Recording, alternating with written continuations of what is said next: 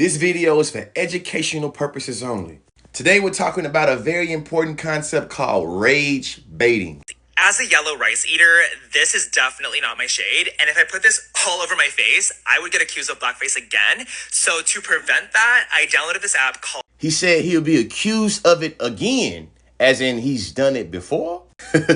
For context, rage baiting, also known as rage farming, is an internet slang term for manipulative tactic that intentionally posts offensive or controversial content to provoke an emotional response or generate outrage. Some of y'all might be asking, but why would somebody post that type of content? Like, what's the purpose? I'm glad you asked. The goal of rage baiting is to increase online engagement, traffic, revenue, and support, hoping that it can get you into some controversial clout chasing that you can turn somebody's attention into capital at your personal gain at the expense of other people. And it's typically marginalized communities. Shall we?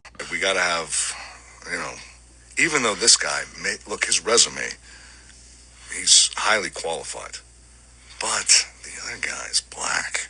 So, or the other guy's gay, or the other guy's trans. Whatever it is. Yes, research over me searching. In this video, we're going to be introducing a couple of concepts. Another one of them being clickbait capitalism, the economies of desire in the 21st century, and how folks finesse you out your position using what? Your emotions against you. You don't want that at all. The notion of clickbait speaks to an intersection of money, technology, and desire, suggesting a cunning ruse to profit from unsavory inclinations to this kind or another. Black Americans need to calm down, because how are y'all going to expel teenagers for putting on a face mask? Like, how is this a real headline that I'm reading? You're going to expel literal teens for putting on a face mask by accusing them of performing blackface, and then they're going to go to court and then literally gain millions because you're wrong. I'm not even like that political, but like this is exactly why activism in 2024 is like low-key a joke. Because see, one of the tactics of doing the rage farming is deploying gaslight. To gaslight someone means to manipulate another person into doubting their own perception, experiences, or understandings of an event, especially when we start talking about how we experience particular things and how we have insight of those things happening. You should build your own country. You didn't fucking build our country. You didn't build shit. Some of you worked here, yeah, but you didn't build. If that was the case, then you could build your own shit in your own country. Look at Africa. How great is that built? Tell me how great that's built over there. Wow. It's a economic powerhouse over there, isn't it? No, greatest standard of living on the planet. Yeah, you're not wrong. See, in understanding rage farming, it's important to acknowledge that it usually deals with a high level of misinformation that's misrepresenting what's going on in reality, but they're doing it in a way that they already know there's certain people in the population and already got that confirmation bias. So they're trying to use the misinformation to kind of link into some people's confirmation bias to buy into communities, how they already think about them being. You feel me? And sometimes doing rage farming deals with a little bit of pick-me-in. You know what I'm saying? A little bit of what we call in our community selling out. Shall we give you another example? I'm a black conservative. Of course I get told I talk like I'm white. I'm a black conservative. Of course I wear cowboy boots. I'm a black conservative. Of course I get asked if I know Candace Owens. I'm a black conservative. Of course I've been asked if I was featured in the movie Uncle Tom.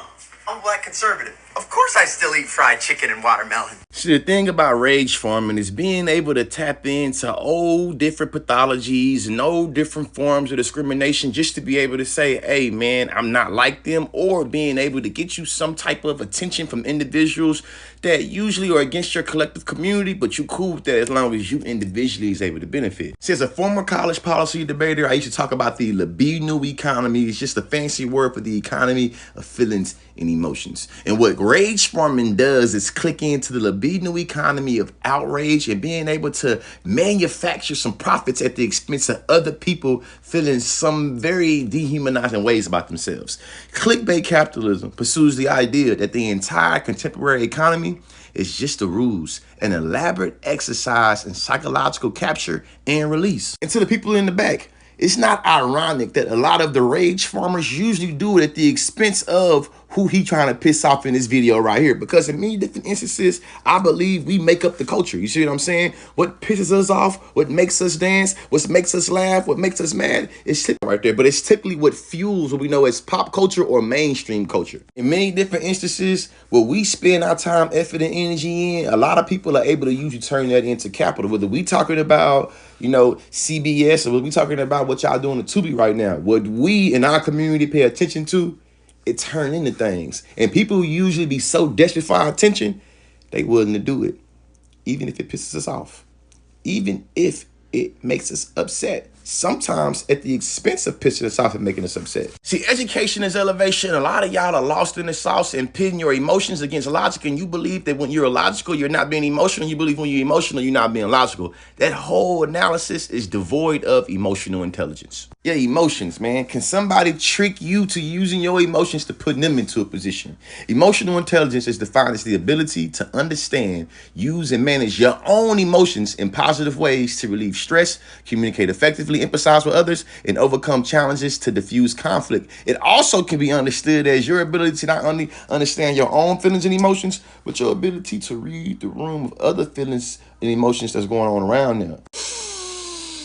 I can smell from a mile away when somebody is trying to use our culture and our emotion-tied culture against us. You see what I'm saying? And I ain't with it, especially us going into this 2024, this little election season. Oh, you finna see a lot of rage from me. You finna see a lot of rage, baby. You finna see a lot of disingenuous, facetious tactics that are deployed at the expense of your emotions. See, we live in an attention economy, and what you give your time, effort, and attention to, it usually is able to allow somebody to flip it into capital. And that's why so many mediocre content creators have just resulted into rage farming, because they know that they rage enough, they'll get some attention. The point of this video is to not only raise your emotional intelligence and put you on game on what rage farming is for so you can know how to define the phenomenon and not play into what they want you to do. Education is elevation. I hope this video helps somebody at least. Just some late night thoughts from me.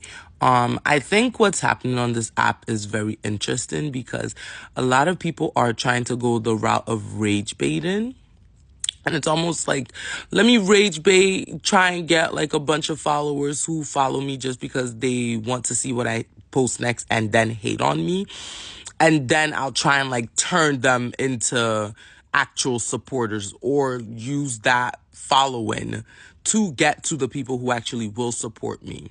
For example, the girl who made the video about in 2024, we need to get rid of the filters, whilst her face is like obviously not necessarily natural, right?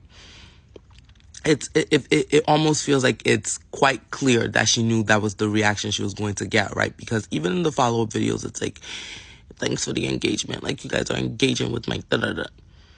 And then the people who come on with the most ridiculous dating stories ever talking about I need some advice. Like, what do you mean your man won't give you $10 whilst you're working 3 jobs? Clearly, the internet will say leave him. So you knew what you were doing with that one. Or, Lil Miss, my boyfriend won't let my son eat a grain of rice, but will get his son a whole bag of rice for Christmas. We're really moving in the direction of viral at any cost, huh? Because it's getting harder to go viral on this app. And so people are really trying to do whatever it'll take, huh?